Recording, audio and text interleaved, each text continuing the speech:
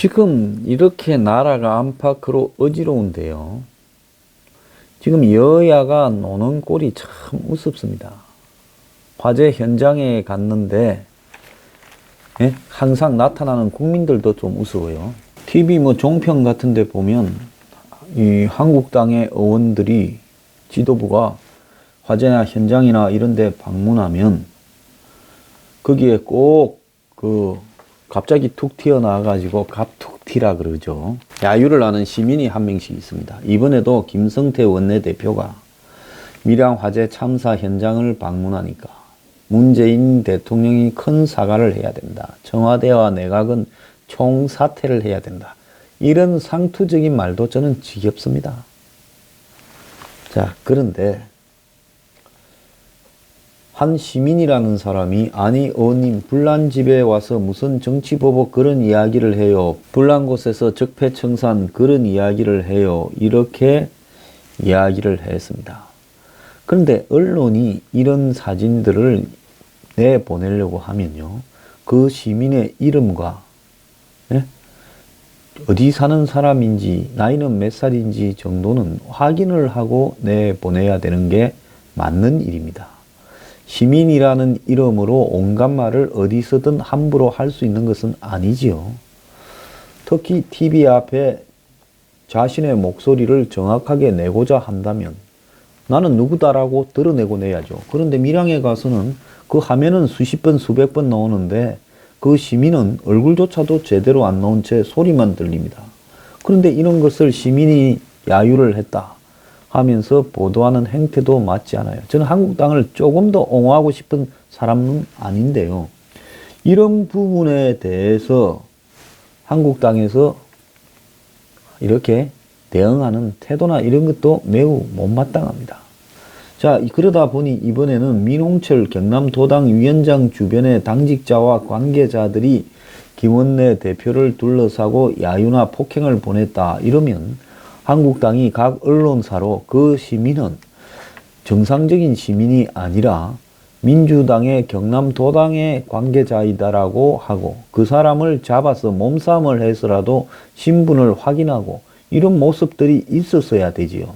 이 당은 매사가 하나 건드리기만 하지 끝을 보는 게 없는 당이고 누구도 흙을 손에 묻히려고 하지 않는 당입니다.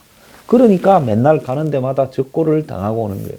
저도 정치를 해봐서 아는데 보통 그런 데서 야유를 하는 사람은 100% 심어놓은 사람입니다. 정상적인 사람 같으면 그런 말 안 하죠. 그냥 빨리 가세요. 이런 정도로 하고 맙니다. 자, 그런데 여야다가 갑자기 조금 이상해지고 있어요. 민주당이 하루 전까지 그러니까 28일까지만 하더라도 평창올림픽과 관련해서 세게 야당을 이념적으로 이걸 선동을 한다고 욕을 하다가 평창 협치합시다라고 하면서 야당의 협조를 당부하며 낮은 자세를 갑자기 어제부터 보였어요. 그저께까지만 하더라도 야당의 평양올림픽 공세에 대해서 지금이 반공시대냐며 각을 세운 것과는 달리 완전히 살짝 엎드려요. 자, 한국당은 물론 겉으로는 적폐 정치 보복을 중단하라 말을 하고 있지만은 한국당도 좀 이상해지고 있는 부분이 있어서 이 두 당이 갑자기 쥐약을 드셨나 해서 제가 좀 언급을 하는 겁니다. 추미애 대표는 지금 당과 정부가 우리가 옳다라는 당위와 독선을 내려놓고 더 낮은 자세로 국민의 이해와 야당의 협조를 구해야 된다. 이렇게 말을 하면 추미애가 아니죠. 자, 그러면서 북한 측의 참여를 계기로 역사적인 일들이 준비되고 있지만 그 과정에서 국민의 공감과 동의를 끌어내는 데 미흡한 점이 없는지 겸허히 돌아봐야 된다고 갑자기 때 아닌 반성 모드를 보이고 있습니다. 하루 전에만 해도 민주당은 그러니까 28일까지만 해도 화재까지 정정의 도구로 삼으려는데 분노한다. 이 색깔론을 제기한다고 한국당을 공격을 했습니다. 자, 민주당이 평창올림픽과 관련해 가급적이면 야당을 자극하지 않으려는 쪽으로 방향을 이렇게 틀고 있다. 이런 이야기까지도 나오고 있습니다. 그래서 야당이 주도하는 평양올림픽 프레임에 말려들지 않고 이를 바로잡는 수준에서 소극적으로 대처하겠다라는 건데, 최근에 지지율 폭락의 이유가 핵심 지지층인 20, 30대가 아이스하키 팀 단일 팀 구성이나 그 다음에 정부의 대북 저자세에 대해서 비판적인 데서 비롯되었다라는 우려 때문에 그런다라는 이야기도 있는데요. 민주당은 지금 SNS에서 유포되고 있는 가짜뉴스 221건의 유포자들을 어제 고소 고발을 했다고 합니다. 한국당은 살살 꼬드기고 그 다음에 비판적인 사람들에 대해서는 강력 대처하는 식으로 나가고 있습니다. 그래서 온라인에서 자신들에게 불리한 뉴스들이 돌아다니는 부분을 막아보겠다, 이런 생각이겠지요. 그런데 최근에 이 문 대통령 지지율 조사 리얼미터가 TBS하고 할 때도 있고, 그때는 59.8이 나왔죠. 물론 RN서치가 데일리안과 한 조사에서는 56.7까지도 나왔습니다. 자, 그런데 리얼미터가 CBS하고 한 데는 가까스로 60.8을 기록했습니다. 한 개 여론조사회사가 각기 다른 언론사하고 조사를 해서 나온 데서 한 군데는 59.8이 나왔고, TBS하고 지난주 말에 발표된 거는. 그런데 이 CBS하고 한 데는 60.8이 나왔습니다. 그래서 다시 올라갔다고 이야기를 하고 홍보를 해드는데요. 얼마나 우스운가 하면, 이 같은 매주마다 하는 CBS 조사가 지난주에는 얼마가 나왔는가 하면 66%가 나왔는데, 이번에 60.8이니까 5.2%가 일주일 사이에 떨어진 겁니다. 그래서 여론조사는 조사 방법이나 시점 이런 기법에 따라서 서로 간의 편차는 얼마든지 있을 수 있는데, 기본적으로 이 조사에도 한 주간에 5.2%나 떨어지는 속도는 CBS나 이 TBS나 거의 비슷한 겁니다. 그래서 좋아할 일은 전혀 아닌데요. 여기에 보면 한국당의 지지율이 좀 올라갔다. 자, 정당 지지도를 이렇게 국민의당과 바른정당이 곧 통합을 하니까 통합된다고 가정하고 한 조사에서는 민주당이 44.3, 한국당이 20.6, 통합정당이 12.6, 정의당이 6.8 이렇게 나왔고요. 그 다음에 그냥으로 했을 때는 민주당이 46.6, 그리고 한국당이 21.8이 나왔습니다. 한국당이 20%를 넘겼다 하는 이야기가 지금 나오는데요. 자, 이렇게 되기까지 한국당이 잘해서 20%를 넘겼다라고 생각하는 사람은 거의 없을 겁니다. 어느 당 중에 한 개는 답을 해야 되는데, 이도 저도 다 마땅찮은 보수층들이 울며 겨자 먹기로 한국당 지지를 말했을 거라고 보는데요. 근데 이 당도 좀 수상합니다. 자, 어제 한국당은 경기도 고양에서 2월 임시국회에 대비하는 의원 연찬회를 했다고 하는데요. 거기서 자성론이 나오고 견 협상을 선도하겠다라는 이야기까지 나왔습니다. 여당이, 문재인 정권이 개헌을 밀어붙이면 한국당은 개헌을 말도 꺼내지 못하도록 하고 좌절시키면 되는데요. 한국당은 여당이 내세우는 분권이나 인권 같은 그런 개헌안이 아니라 대통령제 같은 권력 구조에 관한 개헌안으로 변화를 시키겠다, 이렇게 이야기를 하는데, 자기들이 의석도 법 여건에 비해서 훨씬 적고 더 나아가서 밀어붙일 힘도 적은 쪽에서 자신들이 원하는 개헌 방향으로 그걸 몰고 가겠다라고 하기보다는 아예 개헌 논의를 차단하는 것이 기본 전략이 되어야 되는데, 이 사람들도 갑자기 약을 먹었는가 싶습니다.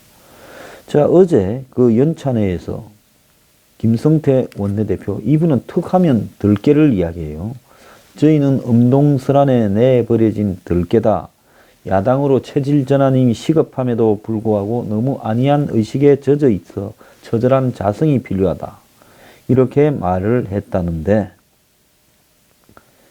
자, 최근에 여당이 스스로 약간 무너지니까 한국당이 이제 여유가 그 사이에 생겨가지고 지금 장난을 치고 있습니다. 자기 반성과 심기 일전의 계기로 지자체 선거에서 승리하자 했는데 홍준표 대표는 의원들에게 국정농단 세력이라는 비판을 들어왔지만은 신보수주의 정당으로 거듭날 거라 말했습니다. 홍준표의 신보수주의의 구체적인 내용에 대해서 지금 한국당을 불신하는 사람들이 제대로 파악이나 하고 있다고 보십니까?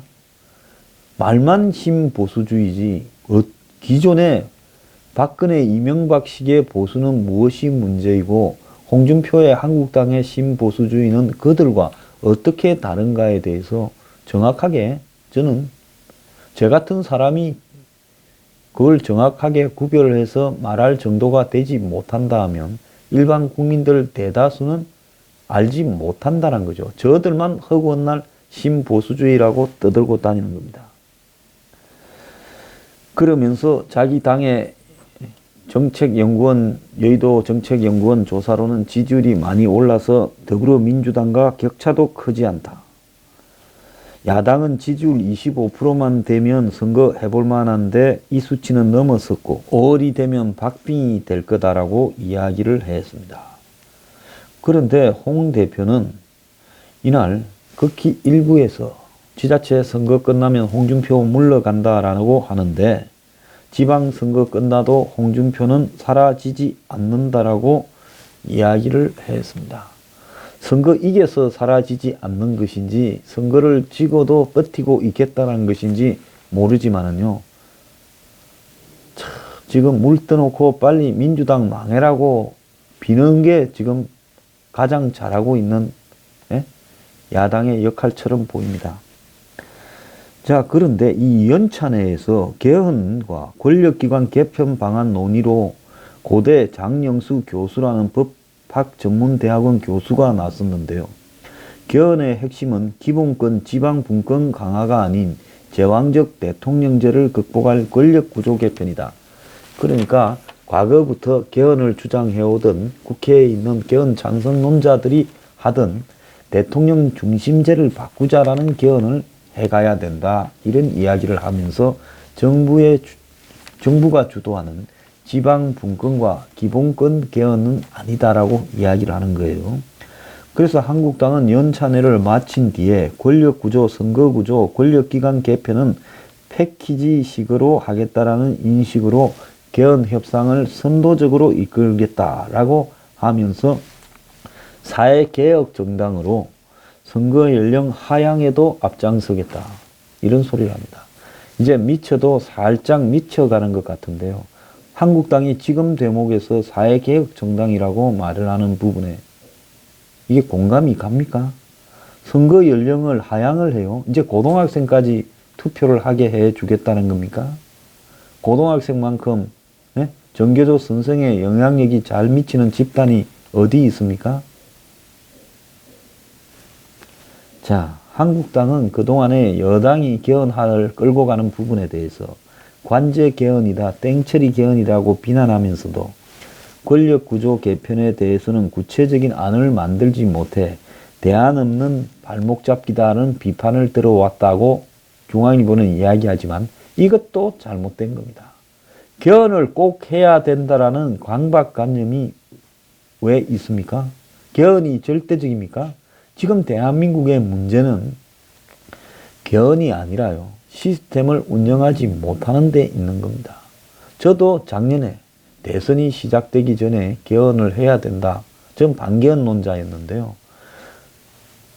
문재인 정권이 선거 하나마나 집권할 것 같고 그렇게 되면 나라 꼬라지가 엉망이 될 것 같아서 안보 세력이 동맹을 맺어서 개헌을 하는 것이 바람직하다 했는데 잘 되지 않았습니다. 그런데 정말 앞으로도 한 사람이 대통령이 누가 되느냐에 따라서 나라 전체가 안보가 무너져 버리고 동맹이 해체되고 적과 동지가 헷갈려 버리는 상황이 오게 되는 이런 대통령제는 어떻게 해결해야 되나 하는 문제는 정말 권력구조 개편으로 좀 갖고 가야 되는 거 아니냐. 그렇다고 보수가 대통령이 되어서 이명박, 박근혜 같은 사람이 대통령을 해봤자 또 제대로 지켜진다는 것도 아닙니다. 제대로 했으면 나라가 이 꼬라지가 됐겠어요? 입이 10개라도 할 말 없는 겁니다. 그 지지자분들요. 지금 뭐 어쩌자 저쩌자 떠나서 누가 이렇게 만들었냐라고 봤을 때 입을 그냥 다물고 있기 바랍니다. 자, 그런데 일단 개헌이라는 데 대해서는 동의를 하고 우리는 권력구조 개편을 중심으로 하겠다. 저쪽은 지방분권이라는 말도 안 되는 헛소리. 실제로 노리고 있는 것은 법과 헌법의 개정을 쉽게 하고 기본권이라는 미명하에 좌파들을 친북들을 잡아가지 말게 하고 그러면서 한마디로 직접민주주의를 강화하는 요소, 그것도 저급 표현이죠. 저급 패거리들이 이 법과 헌법을 마음대로 주무리고 처벌받지 않도록 하는 것이 기본권 강화라고 표현을 하고 있습니다. 그러면 이렇게 하자 저렇게 하자 논의하는 것보다는 개헌은 권력구조 개편 개헌은 문재인 정권의 힘이 다 빠져서 이제 살기 위해서 탄핵당하기 직전에 몰려서 깜빵 가기 직전에 몰려서 자 우리 살고 싶으니 개헌에 합의하자 할 때까지 이거는 무시하고 우리는 무조건 개헌 반대로 한국당이 가는 것이 맞지. 이 대목에서 너네들은 지방분권 개헌 이야기하고 그 다음에 기본권 강화 개헌 이야기하면 우리는 권력구조 개편 개헌 이야기를 하겠다. 라고 하면서 개헌 논의를 주도해서 끌어가겠다. 그러면서 다음 총선에서 여야가 나눠먹게 중대 선거구제로 개헌하자. 즉 하나 지역구에 크게 만들어 가지고 서울이 지금 뭐 40몇 명 뽑으면 한 20명 뽑으면서 한 지역구에 2명씩 뽑자. 이런 소리 하려고 하는 거 아닙니까? 그래서 여야가 같이 국회의원 해먹자. 예? 지금 문 정권이 권력구조 개편 이야기를 한다고 야당이 그걸 개헌에 들어주겠습니까? 이 사람들은요. 자기 대통령도 저거가 한 서너 번 더 내가지고 이 나라를 완전히 자기들 식으로 끝을 내버리겠다고 생각하고 있는데요. 이런 거는 여당이 대통령이 힘이 빠져가 목숨이라도 살려주시오라고 할 때까지 갖고 가는 겁니다. 박근혜 전 대통령이 그리 개헌 반대하다가 탄핵으로 쫓겨나기 직전에 10월 23일입니까? 본인이 국회 가가 개헌하자고 먼저 던졌잖아요. 자, 그래서 이런 이야기를 하겠다고 하면서 또 한편으로는 장제원 국회 사법개혁특위 강사는 한국형 FBI 창설을 골자로 하는 검경민주화 방안을 논의하겠다. 이건 무조건 지금 여당이 하는 부분에 반대한다고 나가야지. 우리 안은 또 한국형 FBI다. 이제 요러다가 살 당하는 수가 생기는데 이자들이 그리 당해놓고도 아직도 재벌은 개 못 주고 자빠졌습니다. 한 중진 의원은 정부가 이 정도로 실책을 했으면 우리 당의 지지율이 40%는 돼야 정상인데 유의미하게 오르지 않았다. 지금 21 갖고 깝죽거리다가 하도 10% 한 자리 일을 하다 보니 20만 돼도 축제가 열린 분위기인데 정신 차리기 바래요. 그 20도 온전한 20이 아닙니다. 또 다른 조사에서는 15도 안 나올 거예요. 그러니까 정신 좀 차리기 바랍니다. 자, 그래서 비판을 넘는 새로운 대책이 필요하다. 이제 우리가 너무 비판으로 가는 게 곤란하다. 우리도 좀 합리적으로 협조할 거는 하고 대안도 제시하고 해야지 계속 비판만 해서 되겠느냐. 이제 마치 저거들이 집권을 앞둔 당처럼 착각을 하고 자빠졌습니다. 그래서 이날 연찬회에 대한야당의 면모가 부족했다는 자성의 목소리가 줄을 이뤘고 함진규 정책위 의장은 지역 맞춤형 정책 홍보 전략을 만들어 홍보 콘텐츠를 개발하고 있다. 이렇게 말하고 또 생활 정치는 중산층과 서민을 지키는 게 시작이다. 그러면서 홍 대표가 일주일에 한 번은 시장 같은 현장으로 나가야 된다. 옛날에 하던 짓거리 또 하려고 그럽니까? 홍준표가 사라지지 않는다 이런 말을 하는 걸 듣고는 제가 봐서 적당히 여당한테 이렇게 성숙한 야당인 양 폼을 잡으면서 대안 있는 비판을 하겠다. 이게요. 똑같이 나왔어요. 29일 날 월요일 날 민주당은 야당을 갖다가 다 집어넣겠다 하고 적폐 세력이라고 몰다가 갑자기 협치하자고 하고 여당은 자성론을 이야기하면서 견 협상을 선도하고 사법개혁 특위, 뭐 국정원, 경찰, 검찰 그 부분도 적극적으로 우리 당을 가지고 안을 가지고 임하겠다고 하고 또 더 나아가서 우리도 대한정책정당으로 가겠다고 하고 있습니다. 이 자들이 하루아침에 갑자기 둘 다 약을 먹은 걸까요? 왜 이럴까요? 그러면서 홍 대표는 지방선거 끝나도 안 물러난다. 자, 지방선거 못 이기면 물러난다 이렇게 해야 될 건데 안 물러난다 말은 무조건 이긴다는 말인지 저도 안 물러난다는 거지. 그렇다면 지금 뭔가 여권 핵심하고 예? 한국당하고 딜을 쳐서 우리끼리 서로 좀 잘 해보자고 지금 안 했으면 같은 날 한때 한시에 왜 둘 다 갑자기 허물허물해졌을까요? 이것이 저는 궁금합니다. 그것이 정말 알고 싶습니다.